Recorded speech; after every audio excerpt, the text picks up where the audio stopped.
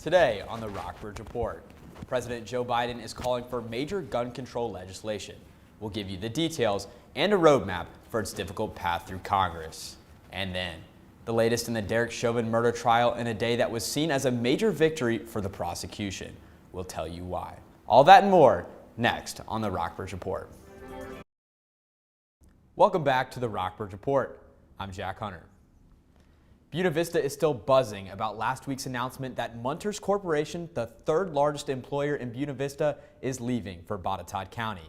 Avalon Purnell looks at how the decision went down and how the city will be affected. A new generation of local high school sports stars emerged in Buena Vista last Saturday. The Perry McClure High School boys basketball team won its first state championship title in school history. Felicity Taylor was there. Perry McClure. The University of Richmond's Board of Trustees has suspended its decision to leave names associated with racism on 2 campus buildings. The Richmond Times-Dispatch reported Monday that the board is reviewing options for a broader and more inclusive process.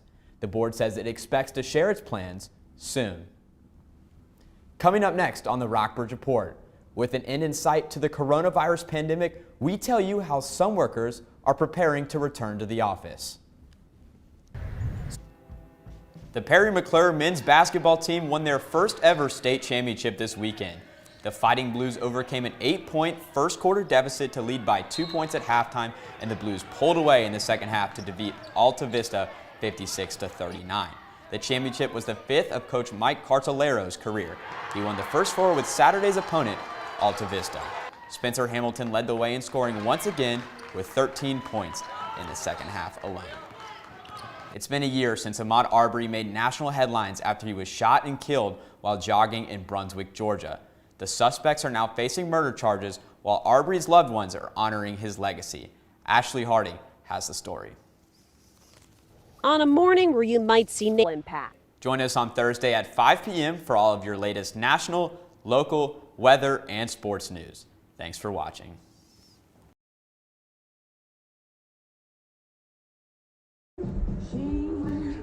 Baseball is in the air. Welcome to opening day on the WNL Sports Network as the Tigers of Hampton-Sydney come to town to face the Generals of Washington and Lee University. Welcome to opening day. I'm Jack Hunter, joined alongside by my broadcast partner today, Lily Mitchell. And today, if anybody's due, it is Zach Perkins. Right now, he has the golden sombrero, 4 Ks.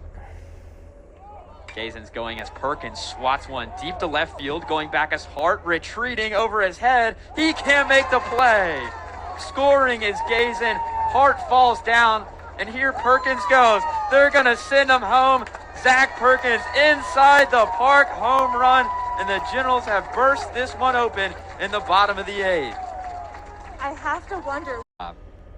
They've left 9 runners on so far through the first 4 frames. As Erdman ropes one into right center field, a base hit. That's what we like to see. 2 runs are going to score, and Luke Erdman gives the Generals the lead in the bottom of the 5th.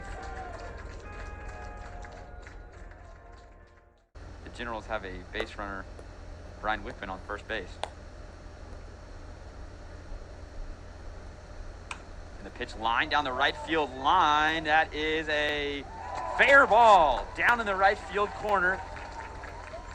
Getting the hold at third is Wickman, and now they're going to send him on an errant throw, and he scores. An RBI double for Mitchell Salvino, and the Generals are on the board here first in the bottom of the 2nd.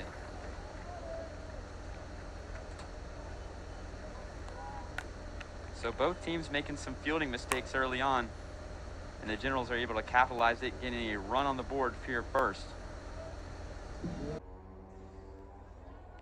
We're all stretched out and ready to go.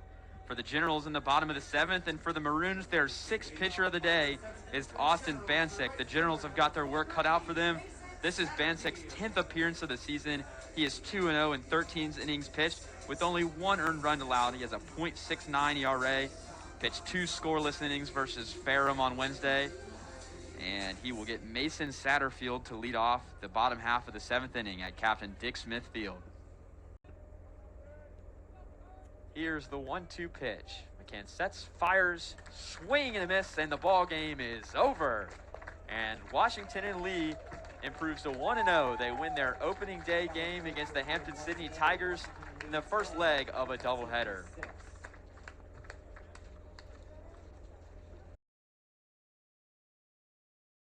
Is the last hope.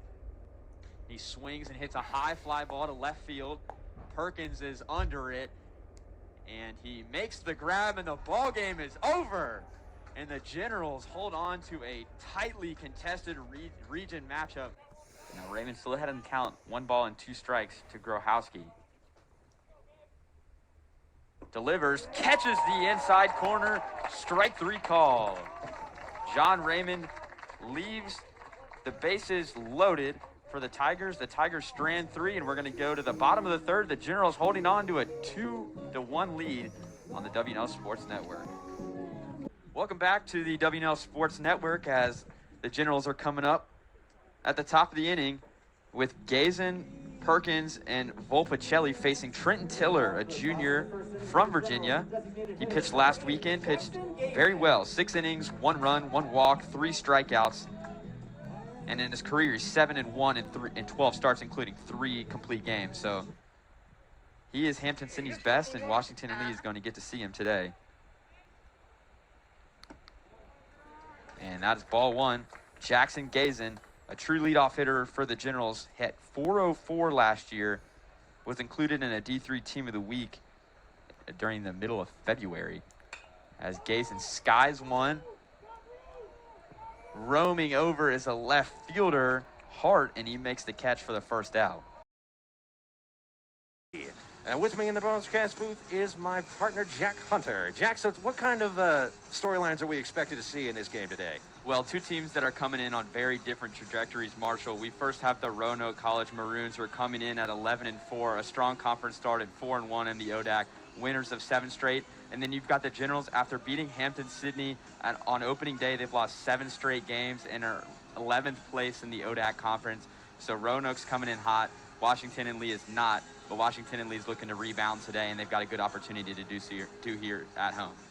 Yeah, so they've got something to prove in this game here against one of the biggest teams in the conference. So who are the guys that we're going to need to really watch out for if they're going to really perform and these Generals are going to win this game? Well, the Generals pitching staff has been the worst in the ODAC by far. They have a 10.37 team ERA, which is last by almost 2 whole points, but they're turning to senior Mason Shuffler on the mound today, who needs to have a big performance for the Generals if they want to come out on top. He had a pretty decent start versus Lynchburg last week, 5 innings, 4 earned runs. They're going to need something similar to that this weekend because Roanoke's swinging the bats hot, and Washington and Lee has not had an effective starting rotation this year. Excellent. Yeah, and you mentioned Roanoke's bats, and there's a bunch of them in the lineup here that have been just really lighting up opposing pitchers. But I see one in particular, Carter Plunkett, has been just setting the league on fire. Tell me a little bit more about him and his stats, if you would, please. Well, his on-base percentage is over 500 this year, if that gives you any perspective on how good of a hitter he's been. 9 doubles, a triple, 3 home runs, 15 RBIs.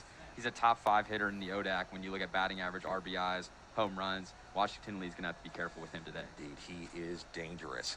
Bring the count to 3-1. And Jack, if you're the third base coach here, what kind of sign are you giving to Volpicelli? He's a senior. He's been starting for really his whole career. I'm giving him the green light. I think he's a pretty smart ball player.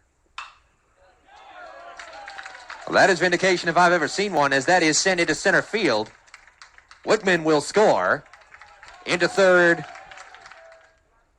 And also a very smart play as well. Not only a smart piece of hitting, but a smart play to move up to second base, as they weren't really paying attention to him, and now they have 2 runners in scoring position with 0 outs.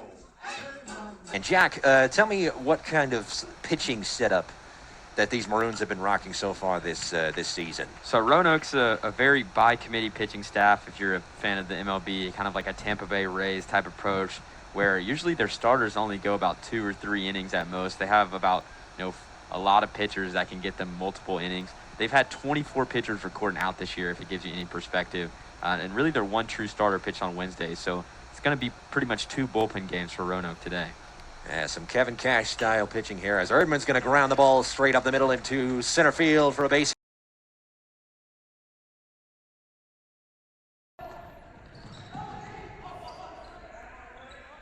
Quick release on to 3, and finally the Wildcats have some points courtesy of Jerry Goodman.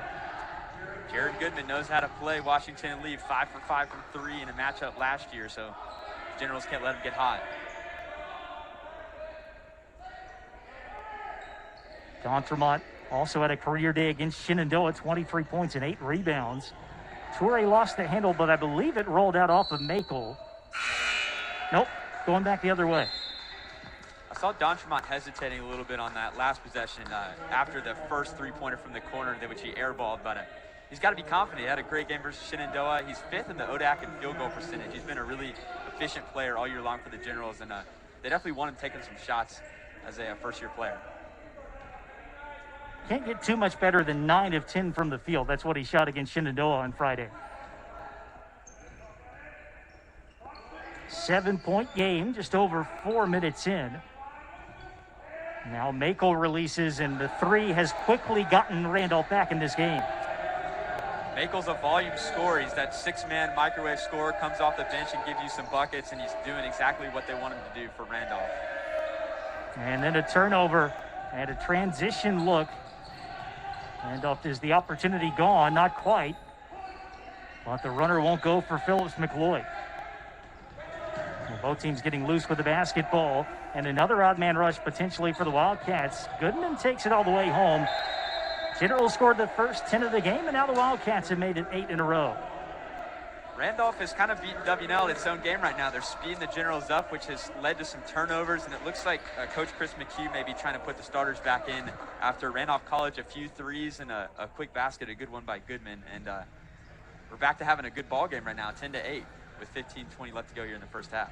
Aha, welcome back to the second show of the Jack and George Show. We made it to show number 2, so we didn't do anything too terrible that got us discontinued. The coveted 1 to 2 spot on a Thursday afternoon. You are listening to the Jack and George Show. I'm Jack Hunter, joined alongside by my co-host George Alford. Indeed. We've got a great show for you guys coming up at the top of the hour. A usually highly anticipated rivalry game might have its worst edition of that rivalry this year, and we'll explain what it is next, but the Atlanta Falcons should be appreciating Julio Jones by helping him win some football games, but they really aren't. Julio Jones, the peak of his Falcons careers, is making one of the most unbelievable catches I've ever seen in the Super Bowl. It's a catch that should have just sealed the Super Bowl, but everyone knows the story. They do not end up sealing the Super Bowl and lose the biggest lead ever.